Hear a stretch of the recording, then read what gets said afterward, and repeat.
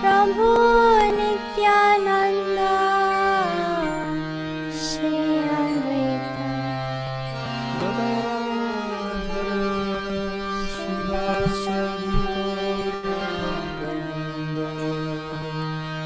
Hare Krishna, Hare Krishna, Krishna Krishna, Hare Hare, Hare Rama, Hare Rama, Rama Rama, Hare Hare. Hare Krishna, Krishna Krishna, Hare Hare, Hare Rama, Hare Rama, Rama Rama, Hare Krishna, Hare Krishna, Krishna Krishna, Hare Hare, Hare Rama, Hare Rama, Rama Rama, Hare Hare. Hare Krishna, Hare Krishna, Krishna Krishna, Hare Hare, Hare Rama, Hare Rama, Rama Rama, Hare Krishna, Hare Krishna, Krishna Krishna, Hare Hare, Hare Rama, Hare Rama, Rama Rama, Hare Hare. Hare Krishna, Hare Krishna, Krishna Krishna, Hare Hare, Hare Rama, Hare Rama, Rama Rama, Hare Krishna, Hare Krishna, Krishna Krishna, Hare Hare, Hare Rama, Hare Rama, Rama Rama, Hare Hare. Hare Krishna, Hare Krishna, Krishna Krishna, Hare Hare, Hare Rama, Hare Rama, Rama Rama, Hare Hare. Hare Krishna, Hare Krishna, Krishna Krishna, Hare Hare, Hare Rama, Hare Rama, Rama Rama, Hare Hare. Hare Krishna, Hare Krishna, Krishna Krishna, Hare Hare, Hare Rama, Hare Rama, Rama Rama, Hare Krishna, Hare Krishna, Krishna Krishna, Hare Hare, Hare Rama, Hare Rama, Rama Rama, Hare Hare. Hare Krishna, Hare Krishna, Krishna Krishna, Hare Hare,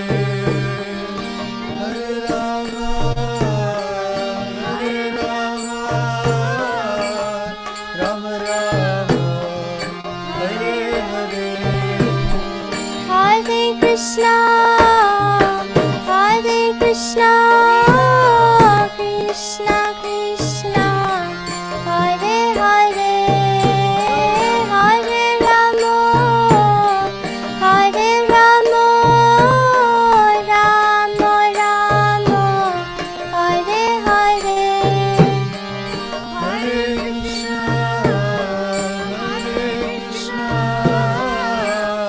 Krishna Krishna, Hare Hare, Hare Rama, Hare Rama, Rama Rama, Hare Hare. Hare Krishna, Hare Krishna, Krishna Krishna, Hare Hare, Hare Rama, Hare Rama, Rama Rama, Hare Hare. Hare Krishna, Krishna Krishna, Hare Hare,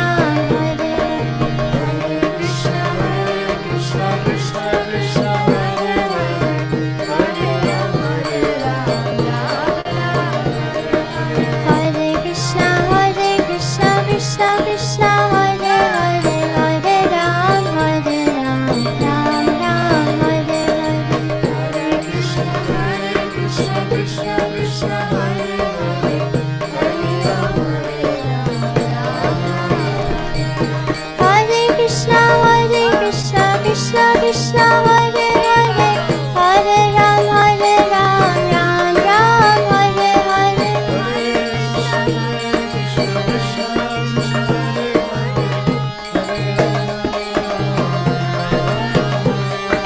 Hare Krishna Krishna Krishna Hare Hare, Hare Ram Ram, Ram Ram Hare Hare.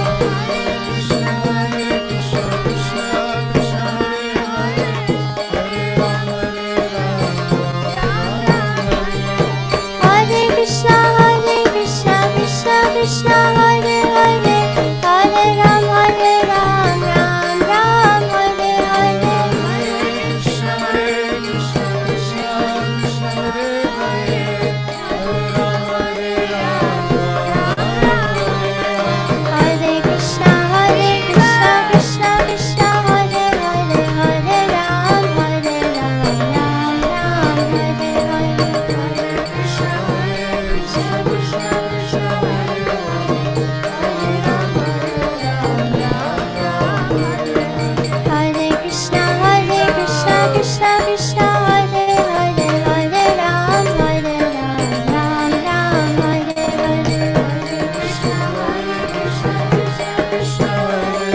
Ram, Ram Hare Hare. Hare Krishna Krishna Krishna Hare Hare, Hare Ram Ram, Ram Hare Hare.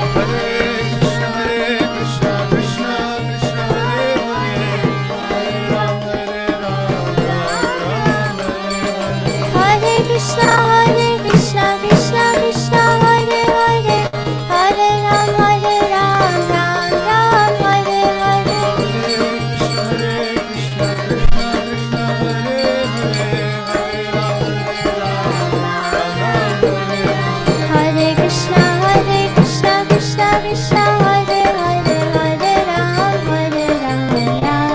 Ram Hare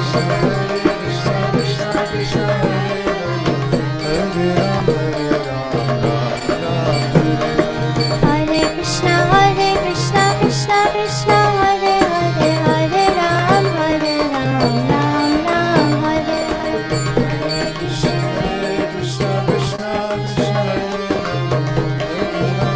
Hare. Hare Krishna Krishna Krishna Hare Hare, Hare Ram Ram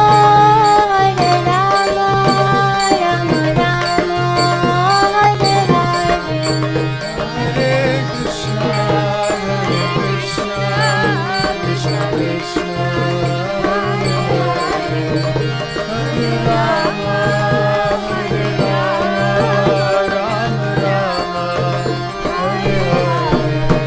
Hare Krishna Krishna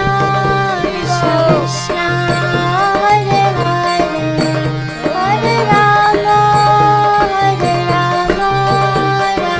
Hare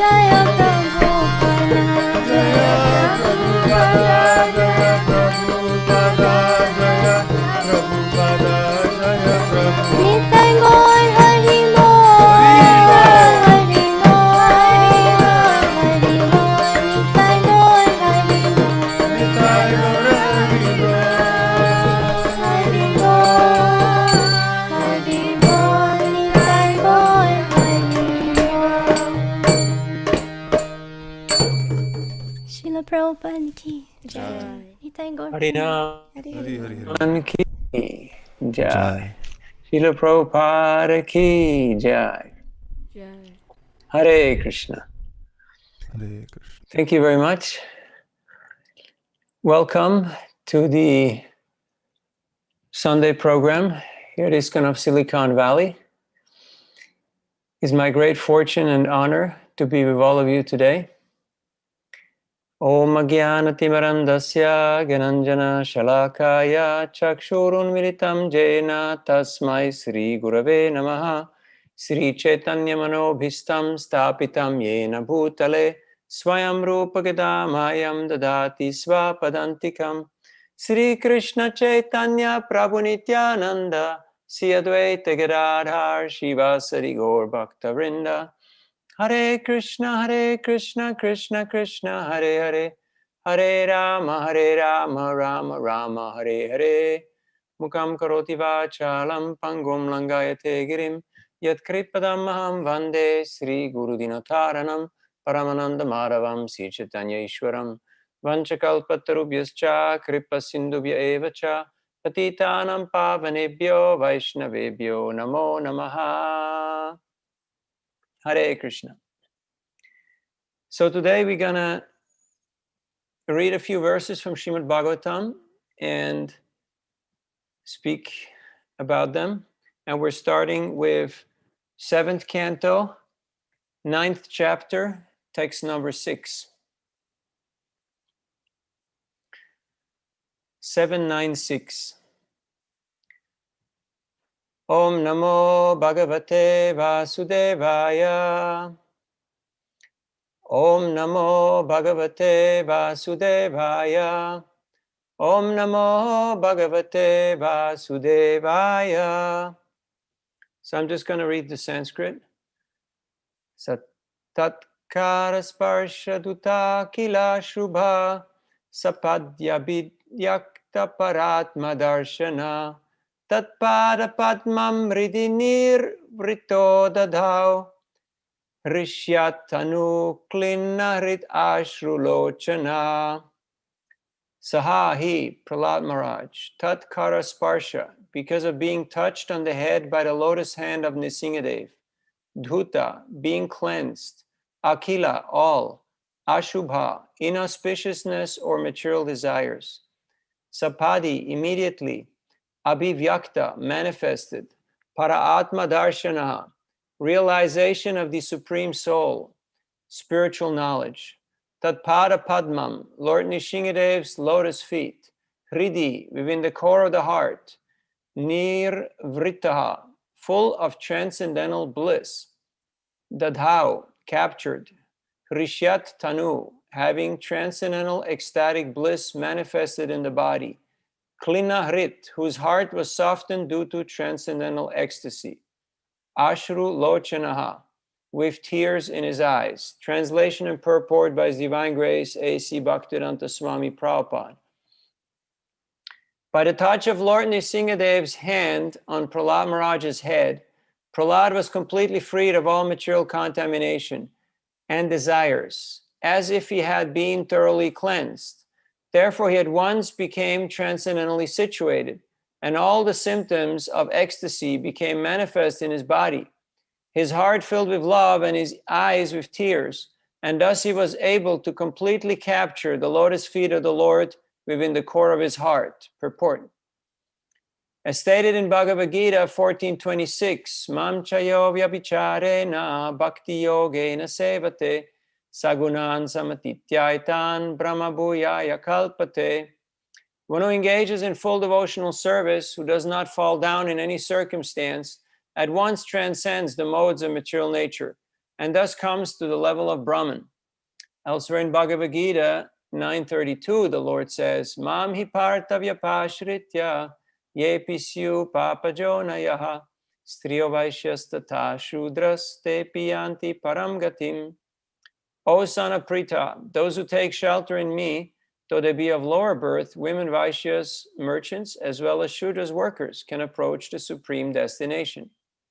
On the strength of these verses from Bhagavad Gita, it is evident that although Prahlad Maharaj was born in a demoniac family, and although virtually demoniac blood flowed within his body, he was cleansed of all material bodily contamination because of his exalted position as a devotee. In other words, such impediments on the spiritual path could not stop him from progressing, for he was directly in touch with the Supreme Personality of Godhead. Those who are physically and mentally contaminated by atheism cannot be situated on the transcendental platform. But as soon as one is freed from material contamination, he is immediately fit to be situated in devotional service. Hare Krishna. So we chose this verse today as an introduction to our talk, because to introduce the topic, because it seems that in the Vedic scriptures there are quite a good number of seeming or apparent contradictions. And I'm sure many of you have wondered about that yourself, or you have had to face questions from the audience who was puzzled, and they had questions of a contradictory nature. Has this ever happened to you? Or is it just me? Just what's the apparent contradiction here? We hear of the lotus hands of Lord Nrsingadev, and with the palm of his lotus hand, he's touching the head of Prahlad Maharaj. Now, just a few moments earlier, these same lotus hands ripped apart the steel-like body of Hiranyakasipu. How is it possible that lotus-like hands rip apart a steel-like body? So, in the Vedanta Sutra, there is a statement, Achintya kaloye bhava tangs tarkena na yojayet, which means that we cannot apply our mundane logic and reasoning to the inconceivable nature of the Supreme Personality of Godhead. Achintya means inconceivable. Our senses are limited. We are conditioned souls, thus we are fraught with the 4 defects of conditioned souls, which are imperfect senses, come under illusion, tendency to cheat, and we do make mistakes sometimes. It is possible, even the best of us. So, and that's why we cannot really comprehend the nature of the Supreme Lord, who is beyond our sensory capacity to perceive or to understand. The Vedas also speak of the position of the living entity of being like a small insect in a udumbara fruit, and thus it cannot really perceive what's going on outside of that fruit. Also, how can these nails that are like thunderbolts tear apart, how can they come out of a lotus? Lotus is very soft, it's very elegant, it's very fragile. In fact, the lotus is being taken as a symbol of purity and elegance and of spirituality in most of the cultures of the world. If you do a search on Vedabase, you get 22,500 entries in regards to lotus. And only topped by very few, like Krsna. He comes up about 220 or 230,000 times in the Vedabase. So there is a lot of entries about lotus, and in Vanipedia there's about 130 entries where different categories of lotus is being described, how Krishna is compared to the lotus. We know from the famous prayer of Kunti Maharani and also Bhumi Devi, Nama Pankachanabhaya, Nama Pankachamaline, Nama Pankachanetraya, Namaste Pankajangraye, where Krishna, his whole body is compared to lotus. He has got a lotus navel, he's got a lotus face, lotus smile, and lotus eyes, and also his lotus feet, of course. And the lotus is very delicate, is very fragile. So how can from a very fragile flower come nails that are like thunderbolts? How is this possible? Well, the answer is given in that statement for Vedanta Sutra, Achintya. It is inconceivable. Now, people who are subjecting themselves to mundane logic and argument, they cannot accept that statement of inconceivability. But even in this world, there's so many things that are completely inconceivable. Just like, have you ever wondered how in a small fruit, there's so many seeds? Prabhupada is giving the example of a banyan fruit. There's so many seeds in there. And in one seed, from one seed, an entire banyan tree can come, which again produces millions of fruits, with unlimited, countless amounts of seeds. So that is certainly inconceivable. Nobody has been able to explain this from a material point of view. How many banyan trees are there? Countless. And how many planets are there in this universe? They're innumerable. We also know that from the body of the Supreme, from his navel, from his lotus navel, a huge, gigantic lotus flower is emanating, on top of which Lord Brahma is born, who will create the different planets and the different life forms. And these planets actually are being arranged inside the hollow lotus stem. Now, you may not have experience of lotus flowers, but I had the great fortune of being at the farm of my dear friend, Damodar Dulal Prabhu, just on the border of Gujarat and Maharashtra. And he gave me a coconut from freshly picked with as a straw, he used a lotus stem. And they're hollow. You can drink from them. It's quite an experience. So how big has this lotus stem to be so that all the innumerable planets and the 14 planetary systems are inside this lotus stem? That kind of blows your mind, isn't it? Have you ever gone on the computer and you zoomed in and zoomed out, like you go into the microscopic realm and then you go into the cosmogonal realm? Have you ever done that? I'm sure most of you have done. So, but this certainly completely obliterates our perception of space and time, because this entire universe is just one breath of the Lord. His exhaling and the universes are emanating from his pores, and then he's inhaling and they're again absorbed into him.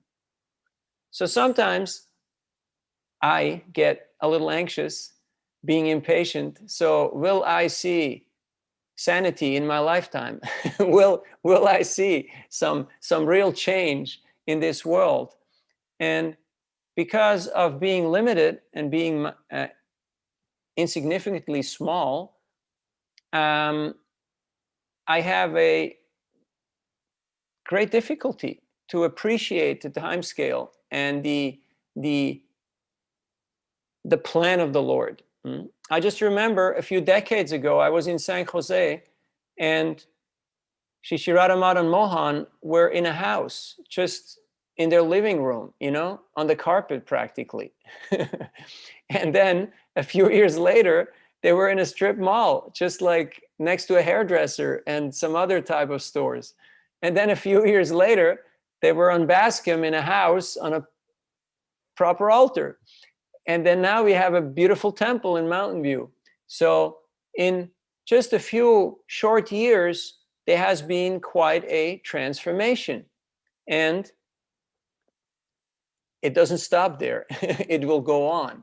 I just talked to Javi Prabhu a few days ago, and he said that when he started Sankirtan in South America, he was not satisfied of just going person to person and giving people one book, because it seemed to him that there are innumerable people, and he's just very limited in his ability to reach them. So he started going into the buses, and he made announcements in the buses to the entire bus and gave books to all the people who were sitting there. He also went into classrooms. He knocked on the door and told the professor, "Excuse me, sir, there is a serious drug problem in our country, and especially in this city. So just give me a couple of minutes to address the students."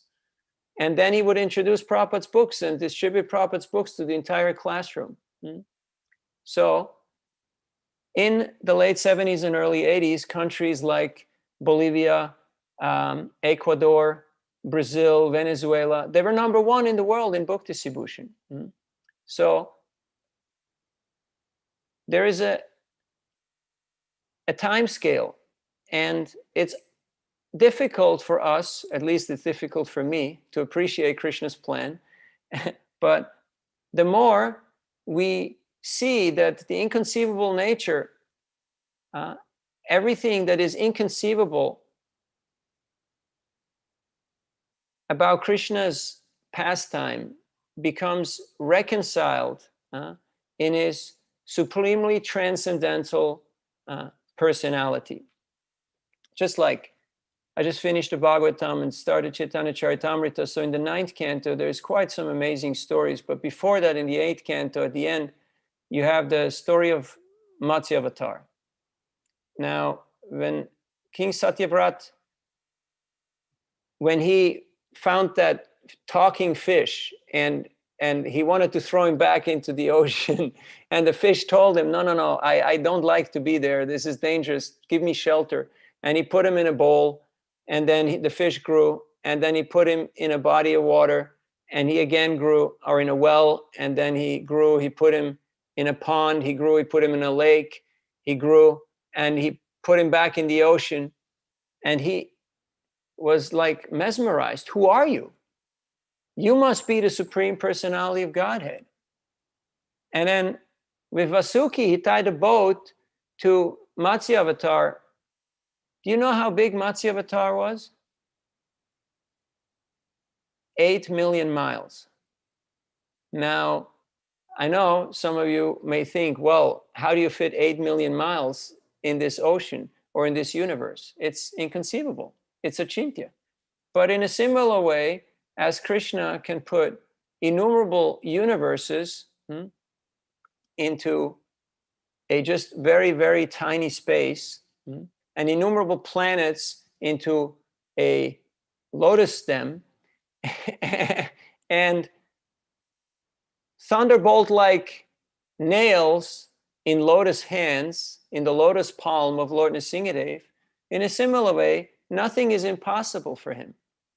So unless we accept the inconceivable potency, the inconceivable nature of the Supreme Lord, we cannot really make progress in spiritual life.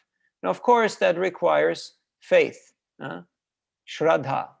We have to have faith. Without faith, it is not possible to make progress in our spiritual practice. So how do we acquire that faith?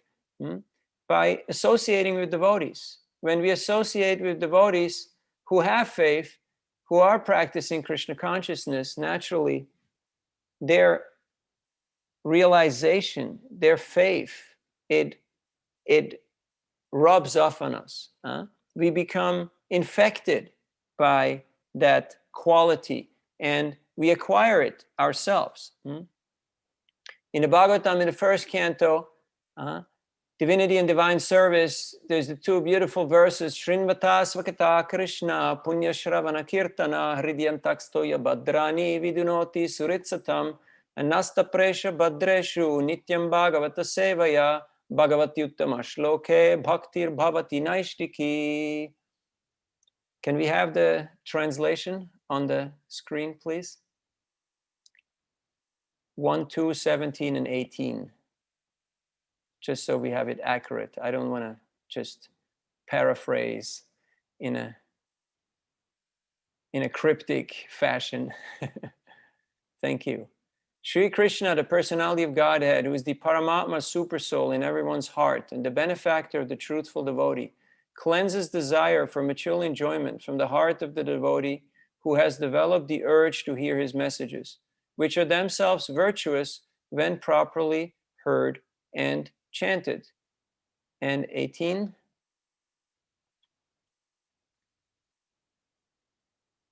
The next verse, please.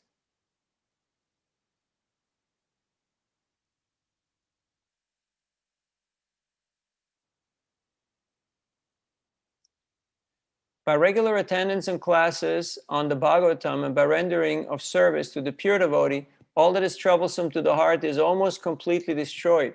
And loving service unto the personality of Godhead, who is praised with transcendental songs, is established as an irrevocable fact.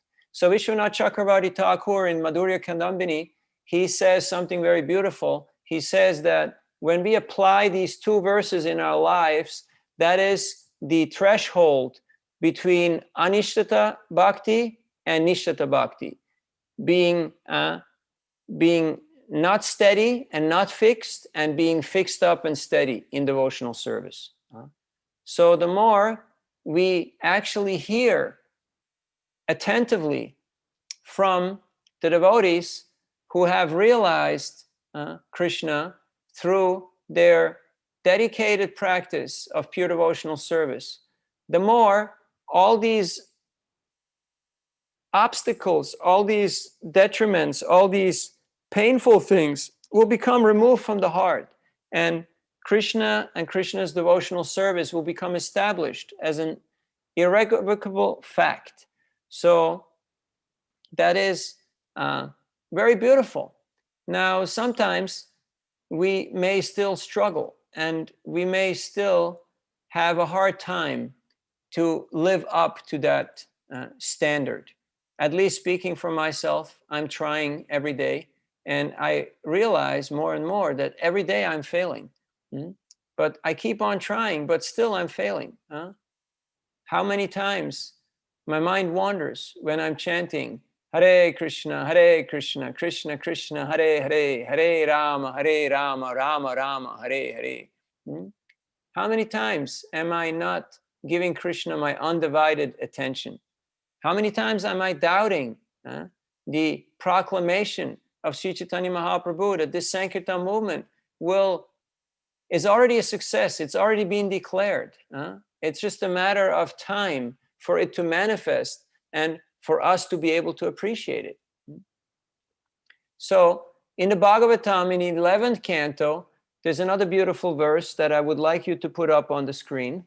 That's 11:20, 27, and 28. 11:20, 27, and 28.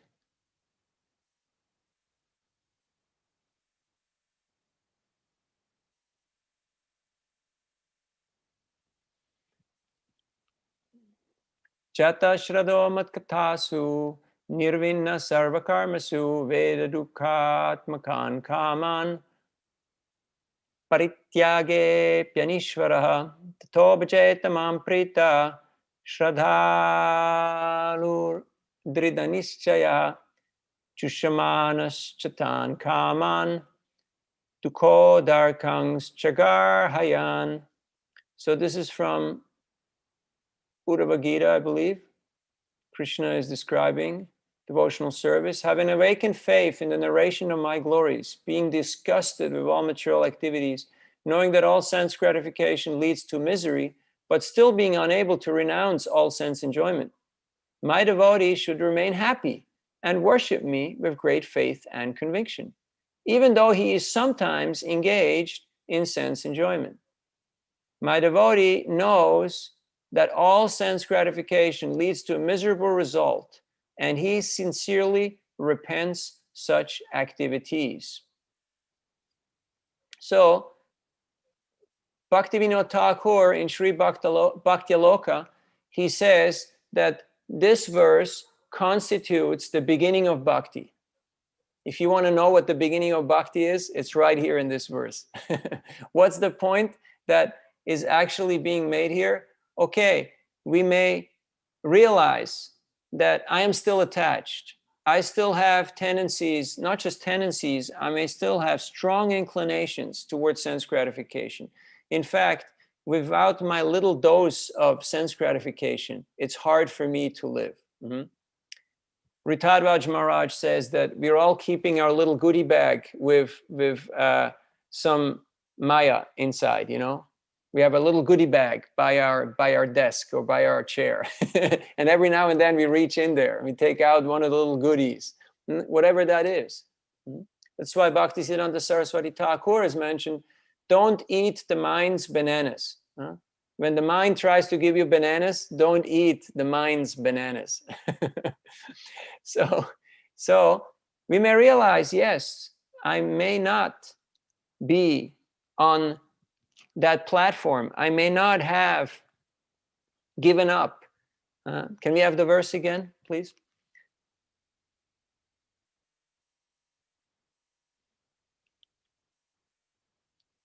But knowing that all sense gratification leads to misery, yet still being unable to renounce it. But at the same time, a devotee remains happy and worships Krishna with great faith and conviction, even though sometimes he may be engaged in sense gratification. But he knows that it will actually lead to miserable results, and thus he repents such activities. That is the beginning of bhakti. In other words, to understand that, yes, I'm still conditioned. Yes, I still have my attachments. I still have my material proclivities, but I will go on and serve Krishna no matter what. That is the beginning of bhakti. So, as far as seeming contradictions go, there are so many which are there. Just to mention a few, besides the technical ones, which kind of blow our mind. Achintya Bheda Bheda Tattva, the simultaneous oneness and difference of the living entity and the Lord, is also achintya, inconceivable.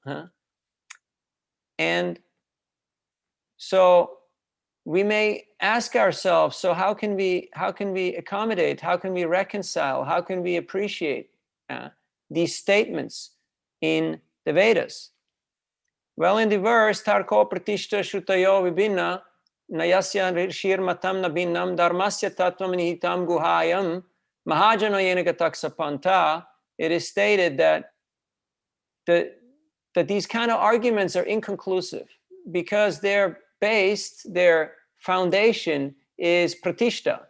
It's to prove one's superiority, to defeat the other party, or to just disagree as a matter of principle, because of whatever motivation or outlook. So the truth cannot be ascertained in such a way.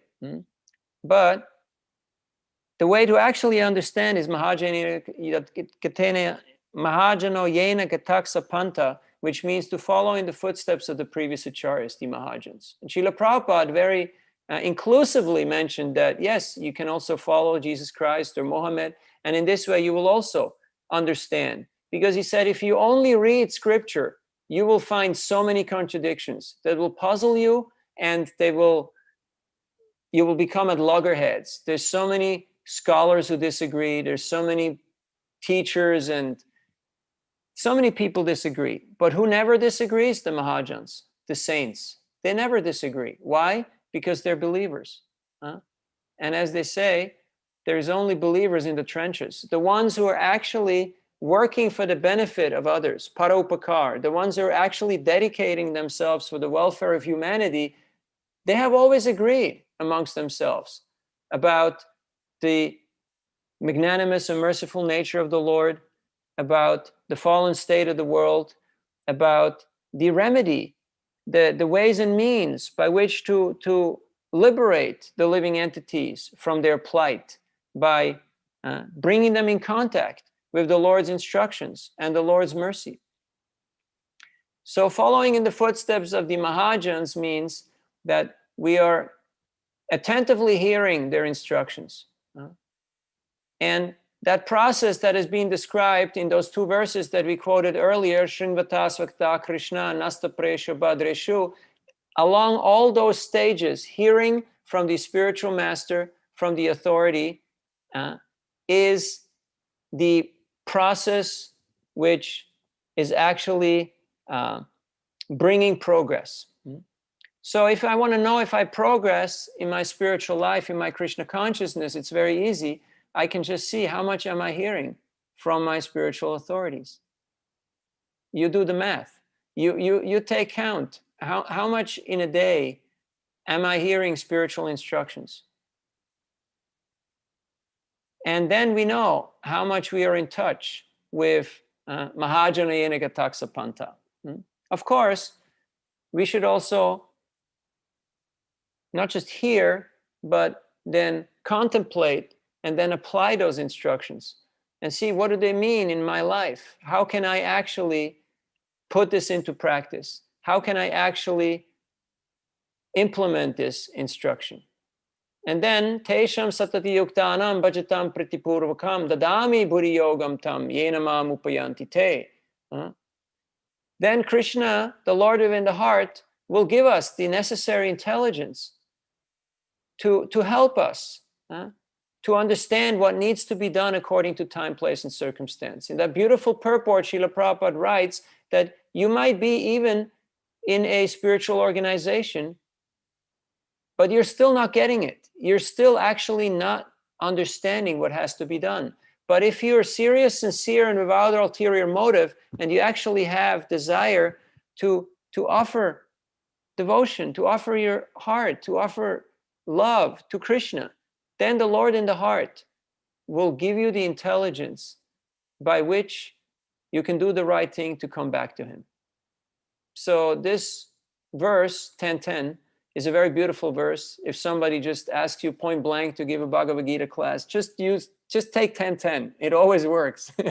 It's amazing. It's an amazing verse, and it's just very inspiring. It's just very encouraging, very uplifting.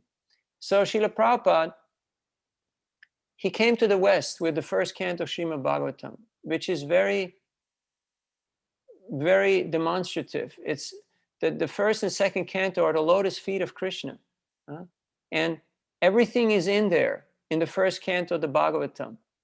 Thus, Prabhupada, laboriously, he actually wrote most of the first canto in Chippiwada in Delhi, in the printing district of Delhi. Anyone who's ever been there, ISKCON actually has acquired that building now.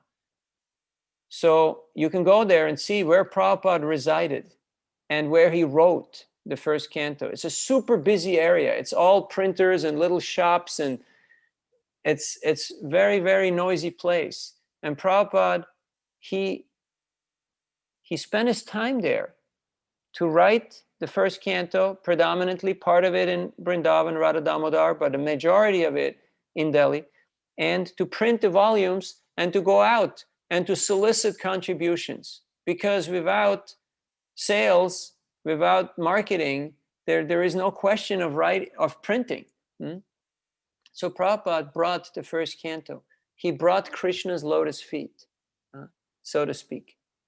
And he oftentimes said that actually I did not go to the West. The Bhagavatam went to the West. I was just the person who was carrying the Bhagavatam. He just went as the humble servant to carry Krishna's lotus feet and to deliver Krishna's lotus feet to all living entities. And it is inconceivable how this movement has started in such a short time. And I heard this beautiful story just a few days ago, how in 1976, Krishna Kshetra Maharaj, then Krishna Kshetra Prabhu, was in the northernmost city of Serbia, Subotica, and just on the Hungarian border. And he distributed a Hungarian Ishopanishad to a gentleman.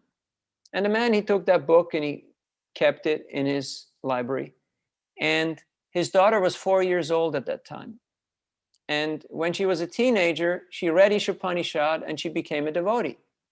And now she's the wife of Bhakti Granta Prabhu, who is the leader there in that city, who has the preaching center, and they are preaching and distributing books. So it's what you call in English a long shot, you know? You have a person from California who went to Berkeley, and he went on the library party all over Europe to distribute Prabhupada's books, and he put one Ishopanishad in someone's hand, and that person's daughter found it years later and became a devotee. I went to a boarding school in the Swiss Alps up on a mountain in a small village with about 1,000 people, out of which 350 were in the school that I went to. And not in our public library, but in the private library of the founder of the school. It's a small library that's not really accessible to the public. I found first canto, part 1 of Srimad Bhagavatam.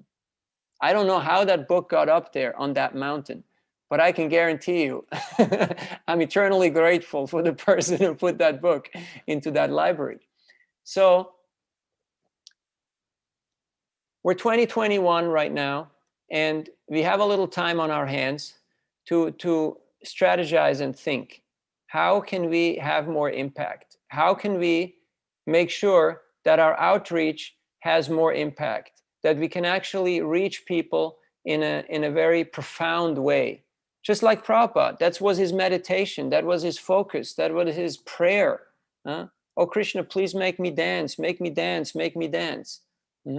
Yes, we can fly on airplanes and drop books from there.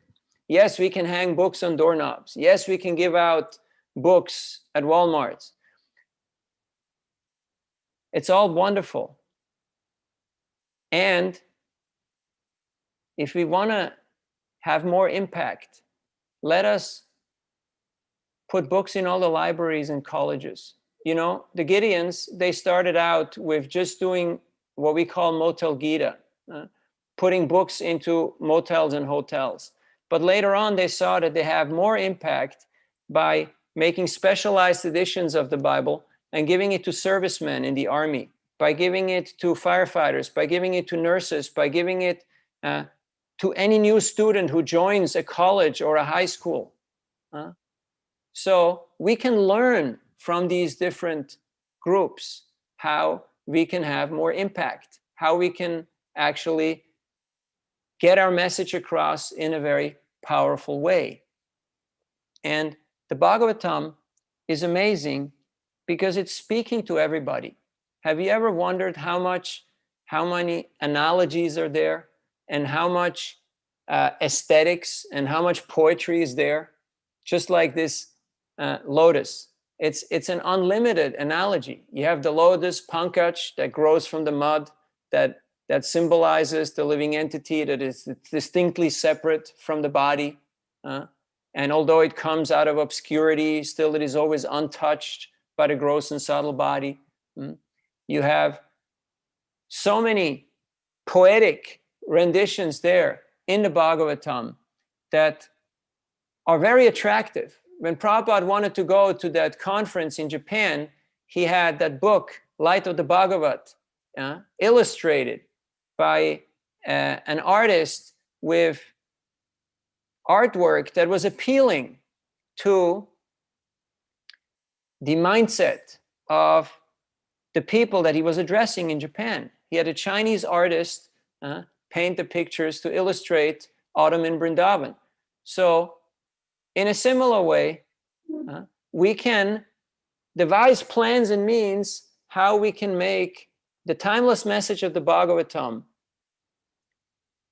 attractive, or even more attractive, or more accessible to the people that we are speaking to. Just like Bhaktivinoda Thakur, he wrote many songs, and many of them under synonyms. He took on the name of one Das Baul because the Bauls were very prominent, some Sahajiya group. So he took that pseudonym, pseudonym, it's somebody else's name. And under that name, he published songs. And for what purpose? To spread bhakti.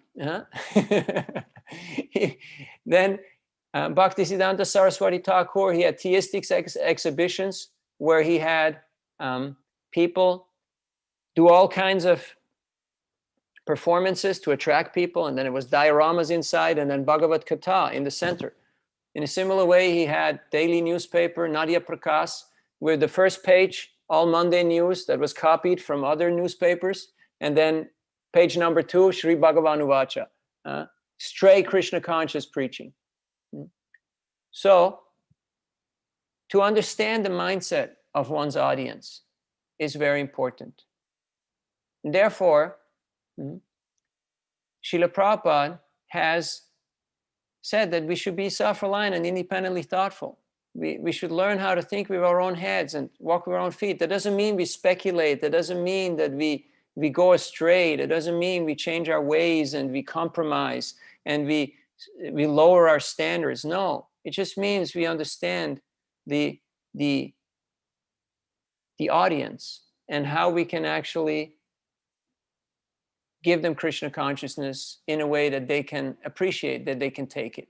A few days ago, we were in Tulum, Mexico, and we were doing Harinam Sankirtan, and it was like monsoon rains. There's tremendous amount of rain. So we just went into the stores and into the restaurants, into the shops, and we just chanted with the with the people, and they got so caught up in the chanting that even though there was no people on the street, still in less than 2 hours, 100 books went out, and countless people chanted with us, and people became very enamored. They became very touched by the holy name.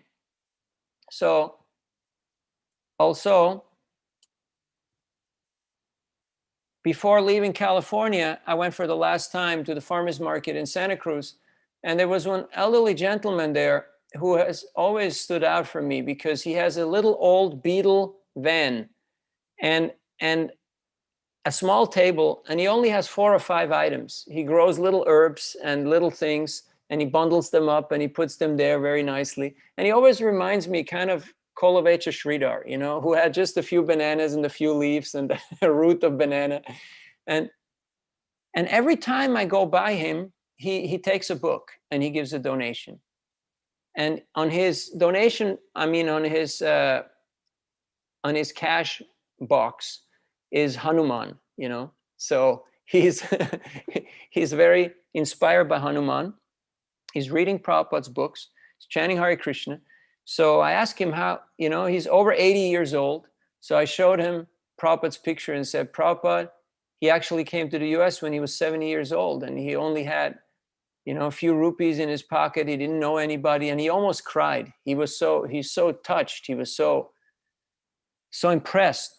And so every time he took a book and gave me some produce, some fruits, some kiwis, some different things that he was growing on his little farm. And so the last time I went by, so I said, look, there's this book. It's called Srimad Bhagavatam. And there's also the whole story of Lord Ram and Hanuman and everything from A to Z, the entire Vedic wisdom. This is the cream of the cream. And we have a lot of very generous and helpful, you know, members. And I would like you to have this. Would you be willing to take this? And he almost cried. He was very touched. So I gave him the set, and he contributed in his, you know, to his capacity, because is very small. It's like the smallest stand, you know, that is there on the market. But he was so appreciative of Prabhupada's sacrifice, and he's reading the Bhagavatam. And so I asked him, what keeps you going? And he basically just said, we just have to do our dharma, you know. I mean, this is my dharma. I just have to grow. I just have to grow these herbs because it will help people. And so I told him the story how Hanuman went to get the mountain with all the herbs in order to cure Lakshman, and how in a similar way he's growing herbs in order to, you know, to benefit people, but he just wants to do his dharma. And so, you know, we hugged, he gave me a big embrace, and he was super happy. And then I walked off and continued distributing. And even though I practically given him the books as a matter of gratuity, as a matter of appreciation, and then I just saw a pile of money on the road, you know, it was just there. I mean, just bills flying around on the sidewalk. So money just came, you know, from the sky. So the point I'm trying to make is, if we ponder and we take a little time, like I've seen this beautiful video just yesterday morning, how the devotees made these personalized messages, and they got such wonderful response from all the people that they shared Prabhupada's books with. It is so heartwarming. It is so touching. Going to the first responders and going wherever there's an opening, wherever there's an opportunity to give them Krishna consciousness. Go to neighbors, but especially putting Prabhupada's books in libraries, schools, institutions where people will actually read them is a very important task. So there's a couple of more points that I wanted to make, but I have to consult my notes.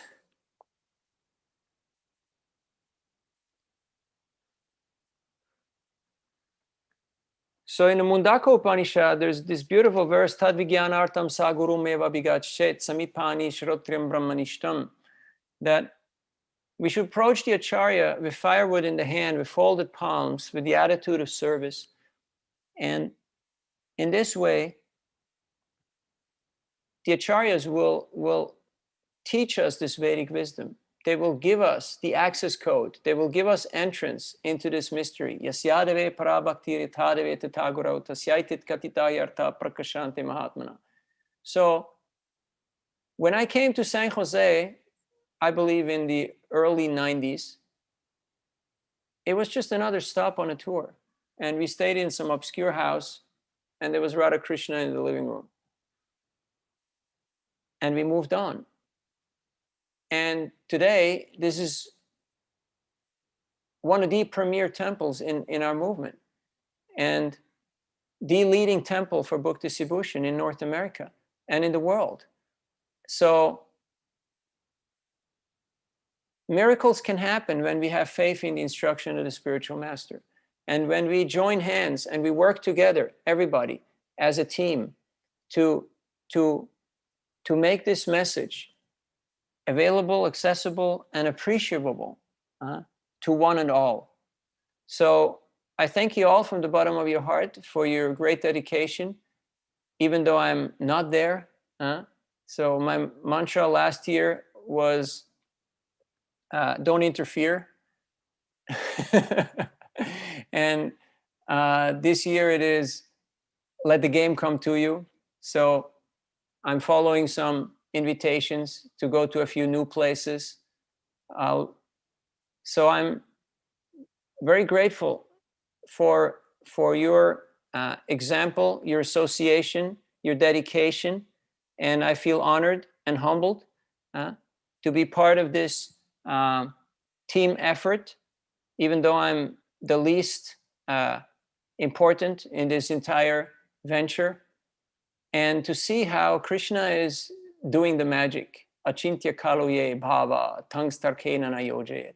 How he is orchestrating his achintya shakti, his miracle, and revealing himself to the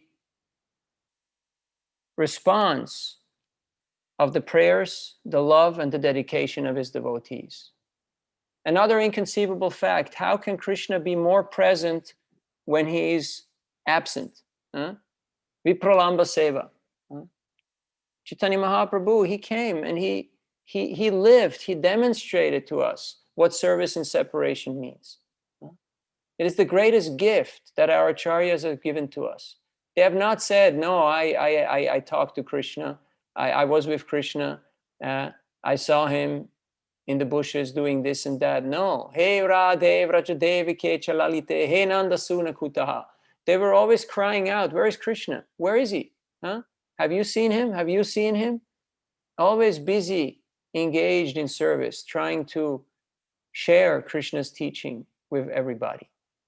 So these are some reflections on these verses from the Bhagavatam.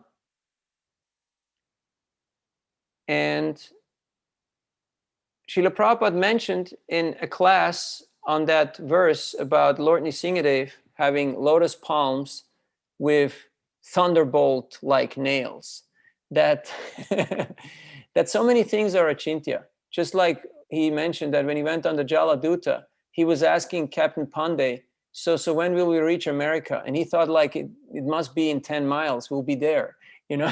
But Captain Pandey told him that no, now we're in, you know, we're in Gibraltar, now we're here, and it will take so many days. And even though they were just out in the water, out in the open, but because the captain, he consulted the navigators, and he knew the map, and he could read the map and the signs, he knew where they were on the journey. So when I feel like an impatient child and I'm asking, are we there yet? Are we there yet? Are we there yet? Then let us hear from our acharyas. Let us hear from our guides and from the Vedic scriptures who give us a clear indication of what is the time scale. Srila Prabhupada said in regards to Bharat Maharaj that usually 3 lives is normal. It will take 3 lives for a living entity to perfect themselves and go back to Godhead. And Jananivas Prabhu in our Bhaktivedanta class in Mayapur, he once said that if you worship the deity, you can go back in 1 lifetime.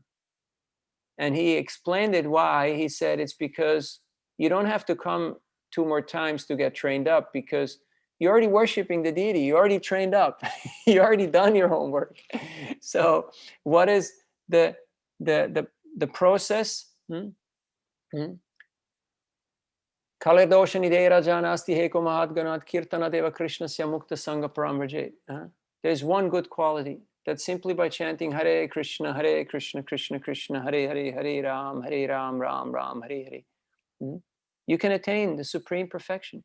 And when we engage in Sankirtan, Samyak Kirtan, together as a team, as a loving family, it becomes so attractive that everybody simply wants to know how we can we be part of this? How can we take part in this activity? So thank you for your kind attention. We have time for questions and reflections.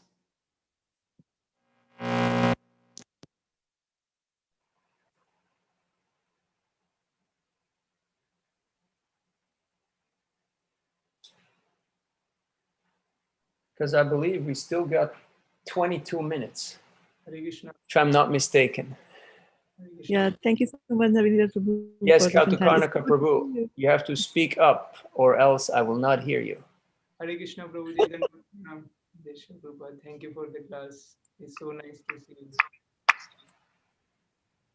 you. Are you not able to hear me? You got to get a little closer to the microphone. Hare Krishna.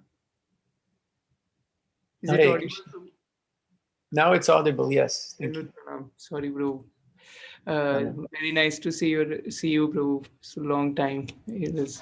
Thank you for your association.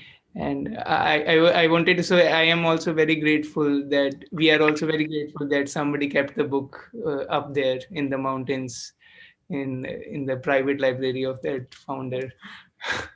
So thank you, bro. I really like this the theme of the class, bro. The different inconceivable, the different things which are inconceivable to us, and how to understand it. And you nicely connected that we need faith, and how Srila Bhaktivinoda Thakur explains in Madhurya Kadambani about those 2 verses 17 and 18, and then another verse on 11th canto. So how do we develop faith in bhakti, and how do we have the realizations? I really like those points, bro. I also struggle with the attention in chanting. If you could share some tips, bro. I mean, my mind always goes here and there. I just don't know. If you could share some. Hare Krishna. Thank you, bro. Thank you for your honesty, Kautukarna Prabhu. Krishna is a person, and as persons, we like to have attention. It kind of makes it easier to have a relationship. Otherwise, it becomes almost impossible if somebody is either inconsiderate or what to speak of, just avoiding us. Then it becomes really hard to feel that we have a relationship with this person. Like, I don't know if it has ever happened to you that somebody was not answering your messages or your calls, or you call them and they reject your call. and so we all know how it feels like to be rejected, to be ignored, so not to do that to Krishna. And so a few things that have helped me is go to bed early and get up early and chant more. Not just thinking, okay, I will chant, instead of 16 rounds, I will chant this many rounds. So then there's bits and pieces. So you can just put 16 rounds together out of all the, broken names and broken rounds. But after some time, the mind quiets down. Sometimes you start chanting real loud. And then you realize that, why am I chanting so loud? Because my mind is raging and my mind is yelling at me. And I try to just scream at it in order to calm the mind down. But sometimes to just speak softly and just get more in touch the holy name and becoming aware Krishna is a person. We don't have to shout at him. We don't have to yell at him. We don't have to scream at him. Okay, in other cultures that might be permissible, but for people in our hemisphere, that's not so attractive. So having a sense of urgency, having a sense of utter dependence, of helplessness. Chanting Hare Krishna means I need help. I need help. And who is there to help us but Krishna? Yes, the politicians make great promises. Yes, the salespeople will tell you about the extraordinary features and warranties of the product. But we know that they're in it for a different reason. But Krishna, he always comes through. He actually delivers. And we have seen that time and time again. So not to get discouraged and to just keep on trying. And after a while, a good habit gets created and we actually feel, yes, I'm going somewhere. There's some momentum and I can build on that. Of course, atati deva bhajam buradvayat prasada lesha anugrihita evahi janasya tattvam bhagavan mahim no nachanya kopi chiran vichinvan. We need that fraction of mercy. Without that fraction of mercy of Guru and Vaishnavas, it is very difficult to actually dedicate ourselves to this process and make a difference. So try to be helpful as you already are by helping other devotees in whichever way it is required. Just like I'm always amazed, you read the Bhagavatam, some of Krishna's servants, they're ready to take on the forms of demons. If the Lord wants to fight, let's help him. So they have a very selfless attitude, and that's why they are so glorified and appreciated, because they are not calculating, oh, how much glory, how much recognition, how much fame, what's in it for me? No. Just what will please, what will satisfy Krishna. Bhishma Dev shot arrows at Krishna's body, but Krishna was pleased because they were in a mood of chivalry. So to see what is the need, what is it that I can contribute in this circumstance, and then to be happy, to be content to do that. So 90% of our spiritual advancement comes from chanting Hare Krishna. I think that's a passing grade. So that should be our number one priority. Yet how often do we have that attitude? How often do we put japa on the back burner and our study? Because we think, oh, my life is too crazy. I can't just deal with all of that. First I got to sort out my life, and then I'll get on with the chanting. But it never actually happens. It never comes. So to put our priorities, associate with people who have a strong, japa. And that's the way how we should, that's the way how we should judge a person and how ourselves, according to their japa. That is the criteria.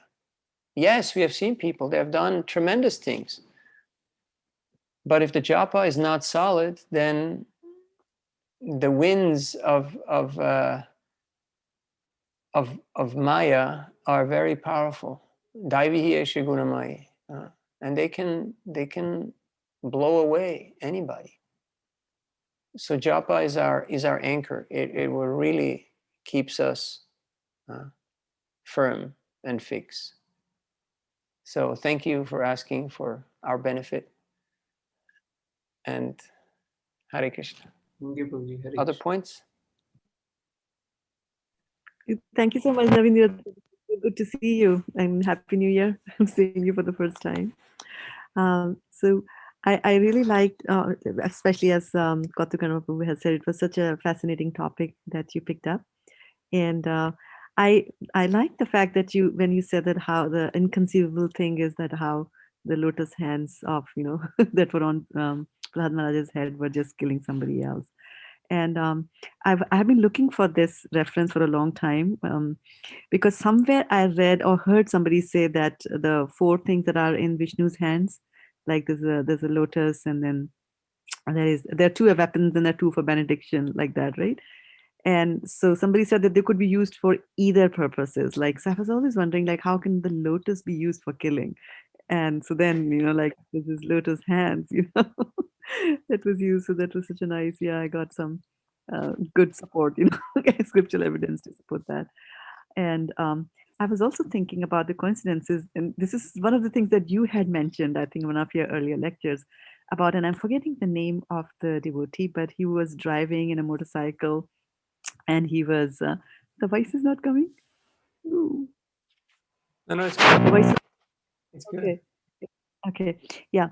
So about the devotee who was riding a bicycle and he gets hit by a truck and he flies and falls on the lawn of a home where there's a kirtan going on, and so that was also like these are inconceivable arrangements that Krishna makes, and I was just thinking about that. Yeah.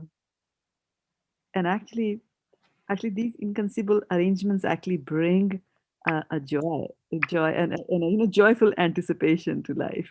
That let's see now what fun thing Krishna has in the store. We're working on this project. How is Krishna going to make it happen? And suddenly resources drop from the sky like that. So yeah, it was a very nice topic. So thank you so much for doing that.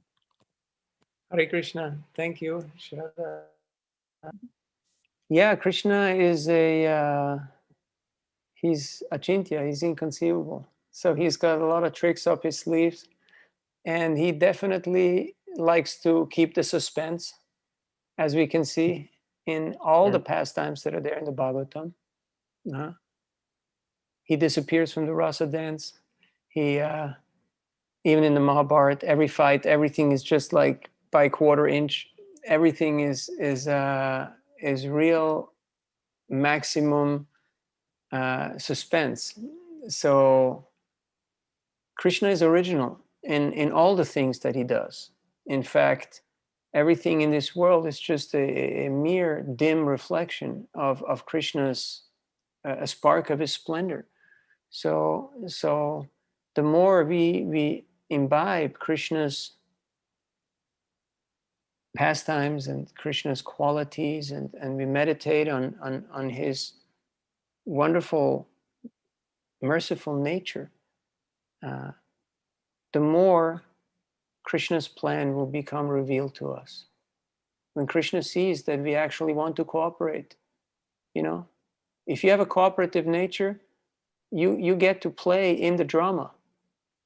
If you're not cooperating, you may at best sit in the audience, and you may or may not get the idea of what's going on.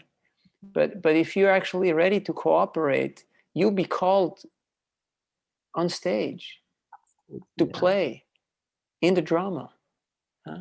and you know what's going on behind the scenes, and who's playing how many different roles, and what the next scene will be. More will become revealed to us the more we give up our doggish obstinacy, our dog stubborn nature of trying to resist and trying to do things according to my own mundane calculation, how I think it will be beneficial for me, not knowing that Krishna already has a plan, and his plan will include us. It will benefit us.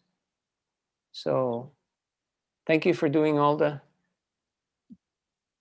great things there behind the scenes. And yeah, right now we may think, yeah, we're doing a lot, but it could be 10 times more. It could be 100 times more. Just like I was mentioning the Gideons, there's just a few business people who have a guild, and they collect money amongst themselves, and they have figured out a way, a system, how they can put out 60 to 80 million Bibles every year, without any full-time members, without any temples, nothing. It's just, they just print and ship, and it's happening. Of course, that doesn't mean we should neglect our temples or our, there should be ashrams, there should be facility for all of that. There should be proper training. Not that we just, shift completely in a different direction, but we can learn. We can, wherever there is success, we should understand that success has something to do with Krishna. Otherwise, the people could not be successful unless they would actually apply Krishna's principles. They could not be successful. So we can recognize success, copy it, emulate it, modify it, apply it in our own life. And it's easy to say, yeah, we're doing great, but what is Krishna's plan? He said, Prabhupada said, Krishna can give you the whole world in 18 days. Yet we are still trying to figure out our own lives. I'm speaking for myself. And that's why Krishna is giving less, and he's revealing less of the plan.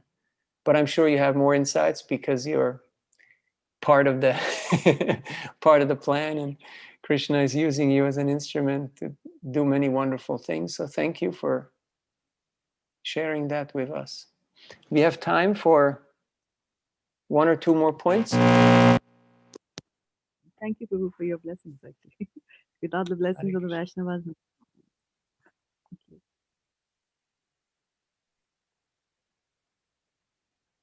I think there was a question. Any other Somebody asked it. questions or comments out there?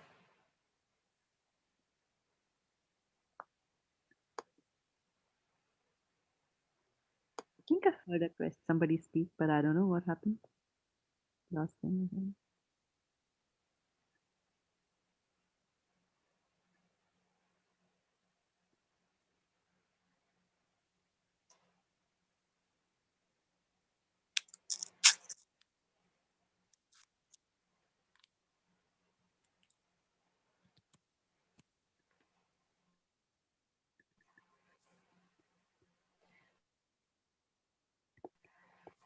In his comment to these verses, he mentioned that don't speculate or waste time, but accept Krishna's and the Acharya's verdicts in regards to Mahajana Yenagataksa Panta, that we cannot figure out who is our father.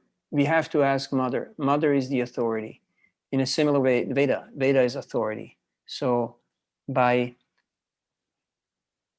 absorbing ourselves in the Vedic wisdom on a daily basis, we get in tune, we get aligned with the teachings of our sampradaya, of our acharyas. And again, we've heard it so many times, but how many days go by where we fail to connect with these teachings, with the spiritual sound vibration, for whatever reason? So it should become a habit that we cannot live without it. Just like we need air, we need oxygen, we need water. Otherwise, this body cannot really sustain. In a similar way, if I do not feed my mind and my intellect with spiritual sound vibration from Srila Prabhupada's books, then they will be compromised. And what happens is that material sound vibration will become dominant. And again, I will suffer from this hridroga, from this bhava roga, this disease of the heart. And I will find myself being swayed and attracted to material activities. So the modes of material nature are relentless, like the waves of the ocean. They never stop. They just keep on doing their thing.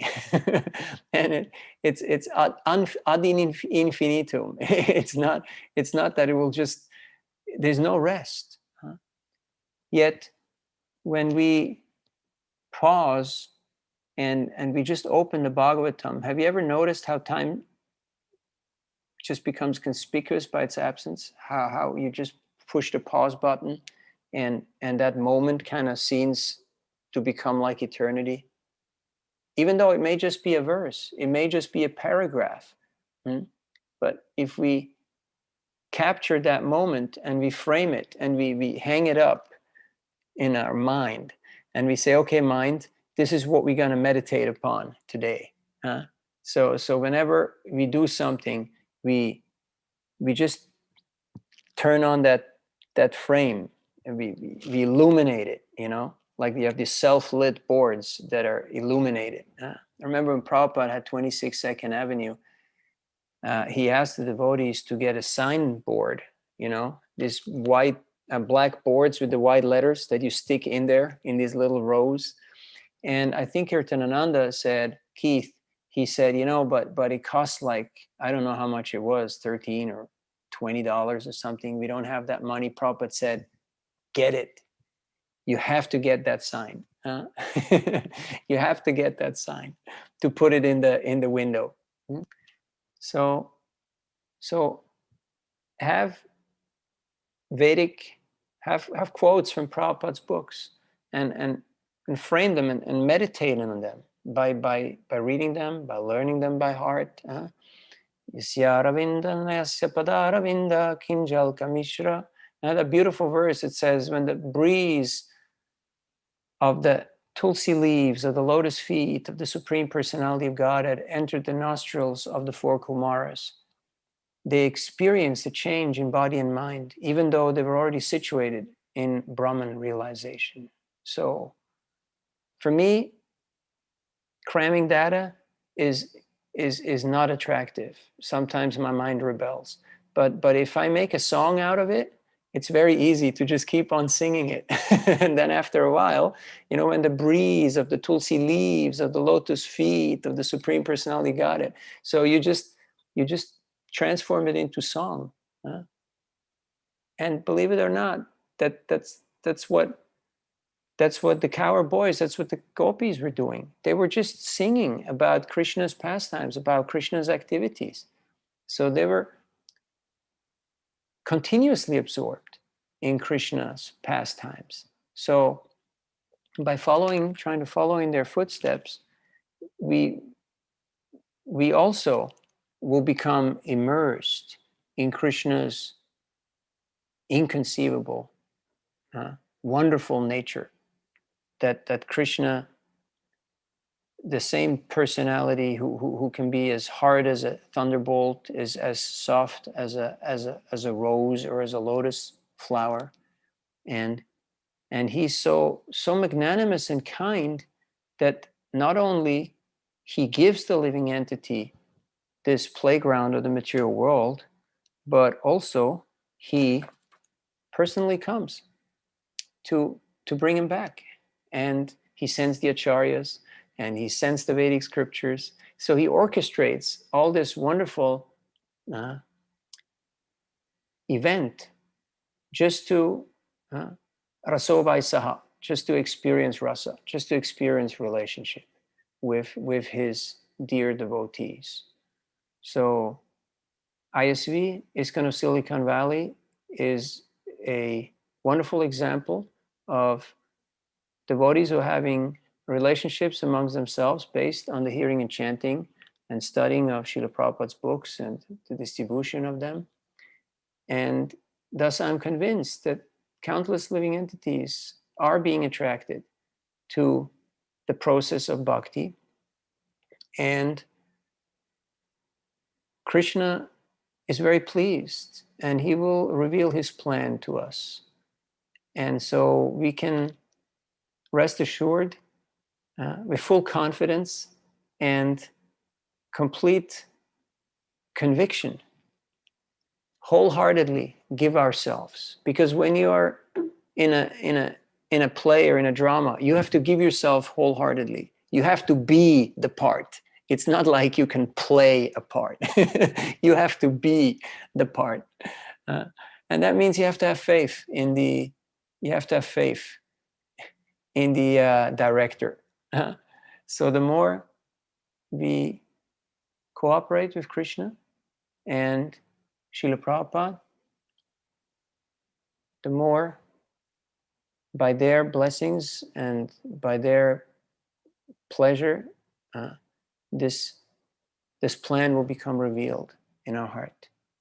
So thank you for your kind attention and participation. And I'm looking forward to counting the days till we can again dance and chant together in front of Shri Radha Madan Mohan, Sriman Mahaprabhu and Lakshmi Nrsingadev.